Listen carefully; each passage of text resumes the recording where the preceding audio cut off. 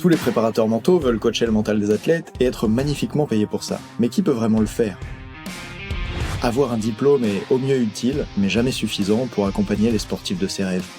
Bienvenue sur Business Infini, le podcast pour développer une entreprise tellement épanouissante et solide que tu auras envie de travailler dedans toute ta vie. Tu vas découvrir comment j'ai multiplié mon chiffre d'affaires par 36 en 5 ans et obtenu un tel succès dans le sport de haut niveau que j'ai dû m'entourer d'une équipe de coachs à force d'être débordé de demandes. Je m'appelle Nathan Delacoste et je vais te dire les erreurs à ne pas commettre, celles qui m'ont fait perdre tout mon temps, qui ont parfois ruiné ma santé et certainement détruit mes résultats, mais j'ai compris comment faire mieux et grâce à ces épisodes diffusés chaque semaine par Ready to Rock, je te le transmets. On dit que la compétition ça se joue dans la tête, je vais te montrer que l'entrepreneuriat aussi. Bonne écoute de Business Infini. Qu'est-ce que tu fais quand la personne te dit « je vais y réfléchir » au moment où tu lui présentes ton offre et que tu lui proposes de travailler avec toi ? C'est super important qu'on aborde ce sujet. Déjà, je suis méga chaud parce que je viens d'enregistrer l'épisode 13 juste avant et je sais pas si tu l'as senti, j'étais très inspiré. Là, je continue avec l'épisode 14 et ce que j'aimerais te dire, c'est d'abord, va écouter l'épisode 13 si tu l'as pas écouté, parce que je te présente comment faire un premier rendez-vous avec la personne pour qu'elle ait envie d'acheter auprès de toi. Et si tu as bien fait ton travail, à la fin, elle t'a dit présente-moi ce que tu peux faire pour moi parce que je sens que ça m'aiderait. Et donc là, tu lui présentes ce que tu vas faire pour elle, ce que tu vas mettre en place, combien ça coûte. Et là, arrive le sacro-saint, le terrible. Ah ok, je sais pas trop, je vais y réfléchir. Ça m'intéresse, mais je sais pas si je vais le faire. Ah, ça représente quand même pas mal d'argent. Ah, je sais pas trop, je vais y réfléchir. Qui n'a jamais entendu ça ? Si tu l'as jamais entendu, c'est que t'as pas fait au moins 10 rendez-vous pour proposer tes services. Mais il est même possible que tu aies entendu ça des dizaines ou des centaines de fois. Et je voudrais te parler dans cet épisode d'un préparateur mental que j'accompagne, qui accompagne des jeunes athlètes dans sa discipline, dans sa spécialité. Et à ce moment-là, il me parle de comment il s'y prend dans ses rendez-vous. Et attention, spoiler, il s'y prend mal. Mal, parce qu'il envoie lui-même les gens réfléchir.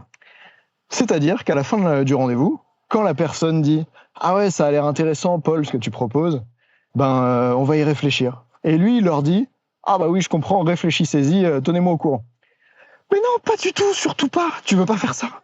Pourquoi est-ce qu'on veut pas faire ça ? Alors, pour plusieurs raisons.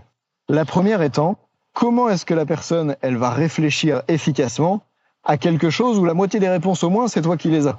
Oui, parce que le programme, ce qu'on va mettre en place, etc., c'est toi qui as les informations. Donc la personne, c'est auprès de toi, avec toi qu'elle devrait réfléchir. Et surtout, ce qu'il faut que tu saches, c'est qu'au moment où la personne, elle te dit « je vais y réfléchir », il y a dans sa tête des obstacles au oui. Il y a dans sa tête des choses qui font qu'elle ne te dit pas oui maintenant. Et donc ton job à ce moment-là de coach décisionnel, ton job pas de vendeur de tapis, ton job de personne qui veut vraiment l'aider à se développer, c'est de l'aider à identifier quels sont les obstacles.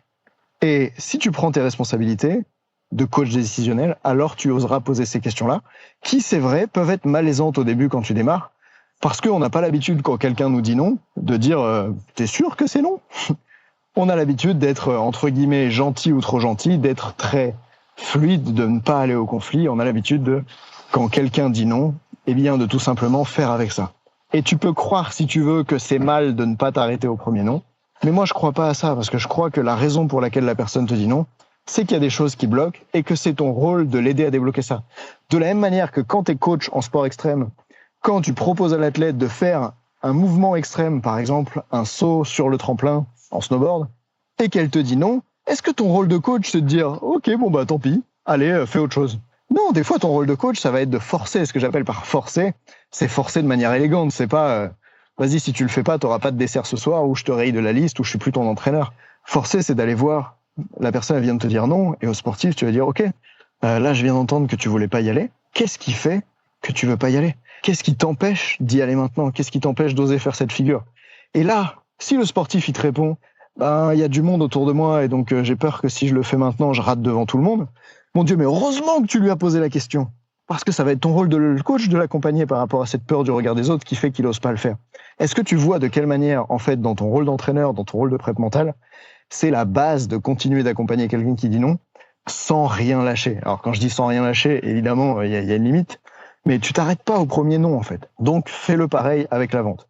Alors si je reviens sur ce sujet où la personne, elle dit « je vais y réfléchir », à ce moment-là, je vais dire, moi par exemple, je dirais très bien, je comprends, c'est sûr que c'est une décision importante et je comprends que tu aies besoin d'y réfléchir.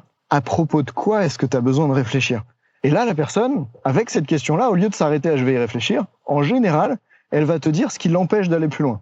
Sauf si elle le cache un peu. Mais il est tout à fait possible à ce moment-là qu'elle te dise « je vais y réfléchir parce que j'ai trop envie de le faire, mais c'est une somme d'argent importante. » Et là, ça serait super que tu poses la question « Ok, à part la somme d'argent importante, je comprends que ça, tu as besoin d'y réfléchir. À part ça, est-ce qu'il y a autre chose qui pourrait t'empêcher de démarrer l'accompagnement ?» Et à ce moment-là, elle va peut-être te dire « Ah bah oui, en plus... écoute, j'ai déjà tout essayé pendant 3 ans et j'ai fait tellement d'efforts, ça n'a pas marché, je me dis que j'y arriverai jamais. » Alors là, tu peux parler d'argent autant que tu veux, hein, tant que la personne elle n'a pas résolu le problème de confiance qui fait qu'elle croit qu'elle y arrivera jamais. De toute façon, elle n'achètera pas. Et c'est pour ça que c'est tellement important de lui poser la question après le premier « je vais y réfléchir », parce que ça se trouve, ça cache un truc énorme. Ça se trouve, ça cache la personne quand tu veux dire « tiens, est-ce qu'il y a autre chose à part l'argent qui t'empêcherait de démarrer ?» Elle va te dire « ouais, quand je vais parler à mes parents du fait que j'ai envie de me faire accompagner, mon père, lui, il a fait du haut niveau, il a jamais eu besoin de prep mentale, et donc il va me dire que si je suis fort, j'ai pas besoin de prep mentale.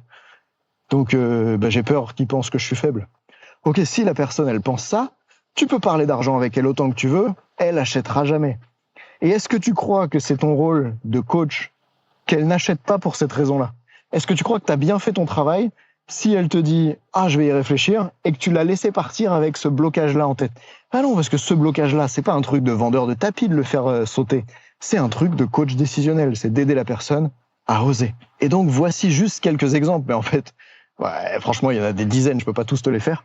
Voici juste quelques exemples de ce qui pourrait bloquer dans la tête de la personne au moment où elle te dit « je vais y réfléchir ». Donc juste souviens-toi d'une chose, c'est quand la personne te dit « je vais y réfléchir », ne l'envoie pas réfléchir. Demande-lui de parler de ce truc-là et va voir à propos de quoi est-ce qu'elle a besoin de réfléchir. Évidemment, fais-le d'une façon élégante, tu vois. Lui, fais pas comme peut-être à une époque quand j'avais compris ce qu'il fallait faire. Je le faisais mal et j'étais en mode réfléchir. Comment ça, tu veux réfléchir à quoi? Ça peut être un peu brutal, tu vois. Surtout si tu sous-entends le fait que la personne elle est débile de vouloir y réfléchir, là évidemment ça marche pas. Ok, donc il y a un peu de tact à avoir, il y a un peu de finesse. C'est pour ça que avec les membres du programme Starting Block, je vais les entraîner à poser ces questions-là. Je vais les entraîner à faire ce rôle de coach décisionnel pour que ça soit fluide, pour qu'ils comprennent comment mener la relation dans ce moment-là. Voici donc comment j'aimerais que tu le fasses. Et puis pour terminer, j'aimerais ajouter que cet entraîneur, Paul, dont je te parlais, il avait envoyé les parents et la fille réfléchir pour son accompagnement, parce qu'on n'avait pas eu cette conversation-là ensemble. D'ailleurs, j'enregistre un peu cet épisode de podcast pour lui. Si tu m'entends, Paul, que j'ai anonymisé. À ce moment-là, les parents reviennent vers lui en lui disant ah non, désolé, ça a l'air bien ton accompagnement, mais nous, on va pas le faire, c'est un peu trop d'argent, etc. Et en fait, il s'était rendu compte que la petite de 10 ans avait un iPhone 15. Et en plus de ça, au début du call sur Zoom, parce que c'était pas ouf sur le téléphone, elle avait éteint son iPhone 15 pour passer sur l'ordinateur, sur un Mac quelque chose. Bref, a priori, il s'est dit à ce moment-là, tiens, en fait, il n'y avait pas vraiment de problème de sous, il y avait plutôt un problème de perception de valeur. Et donc, il s'est dit qu'il allait retravailler sur la manière dont il fait l'appel. Puisque, évidemment, si les personnes... Admettons que les parents, ils se disent, ouais, mais il n'y a pas besoin de mental... Moi, j'ai été sportif de haut niveau sans préparateur mental, donc il n'y en a pas besoin. En fait, peu importe quel prix tu proposes, s'ils ont cette croyance-là, ils croiront toujours que ton prix est trop cher, que ça soit 30 €, 300 €, 3000 €. S'ils ont cette croyance-là, ils croiront toujours que ton prix est trop cher. C'est pour ça que ça va être vraiment important d'avoir la conversation difficile avec eux, plutôt que de les envoyer réfléchir dans leur coin. Et tu me diras peut-être, ouais, mais moi, Nathan, quand j'envoie les gens réfléchir dans leur coin, il y en a qui reviennent en me disant oui. Oui, mais ceux-là, ils t'auraient dit oui dans tous les cas, en fait. C'est pour ça que, s'il te plaît, quand la personne te dit « je vais y réfléchir », prends ce rôle de coach de l'aider à réfléchir. Demande-lui l'autorisation pour en parler, on va pas la forcer à le faire, mais on doit au moins être là et proposer de le faire, et poser des questions de qualité pour pouvoir le faire. D'ailleurs, franchement, je suis devenu un meilleur, entre guillemets, vendeur, un meilleur coach, quand j'ai compris qu'en fait, la vente, c'était juste de la psychologie appliquée à la décision. Et donc finalement, ça m'a fait progresser comme coach et ça resserre les moments où tu dois aider les athlètes à progresser vis-à-vis d'autres trucs. Bref, j'espère que cet épisode t'a plu, je te retrouve dans le prochain. Ciao.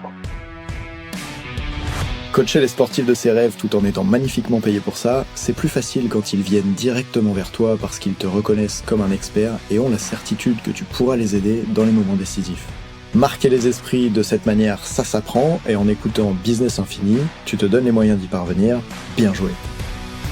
L'année prochaine, j'ai envie que chaque athlète puisse avoir un préparateur mental à ses côtés, alors si ce podcast t'a inspiré, partage-le à un autre entrepreneur. Rendez-vous maintenant au prochain épisode pour explorer vision, mindset, stratégie marketing, vente et relations à l'argent avec l'intention de vivre de ta passion en entraînant l'humain derrière la machine. Salut!